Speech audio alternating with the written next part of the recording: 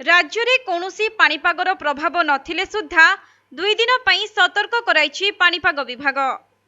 तेबे बंगोपसागर में दाना बांधुछि आउ एक लघुचाप फल दक्षिण राज्य सह केतेक पूर्व राज्यगुड़िकर एहार आंशिक प्रभाव रहिब।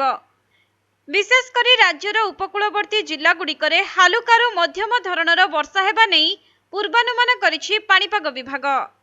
सेपटे गत 24 घंटा मध्य मयूरभंज, केन्दुझर और बालेश्वर किछि अंचल में हालुकारु मध्यम धरणर वर्षा होइछि।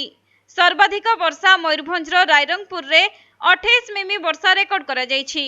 सेहिभଳି नयागढ़ में दिनर तापमात्रा सर्वाधिक 35 डिग्री रहिथिबा बेले सुंदरगढ़ में सर्वनिम्न राति तापमात्रा 15 डिग्री रेकर्ड करा जाइछि। तेबे वर्तमान राज्य में कौनसी निर्दिष्ट पाणीपाग नियामक नाही आउ 7 दिन जाए राज्यर अधिकांश क्षेत्र में पाग सुखिला रहिबो बोली आशा करा जाउछि। अन्यपटे आगामी 2 दिन मध्य उपकूल जिला समेत एहार पार्श्ववर्ती जिलागुड़िकर हालुकारु मध्यम धरणर वर्षा संभावना रहिछि। तेबे आज राज्यर अधिकांश जिले में आकाश निर्मल रहिछि।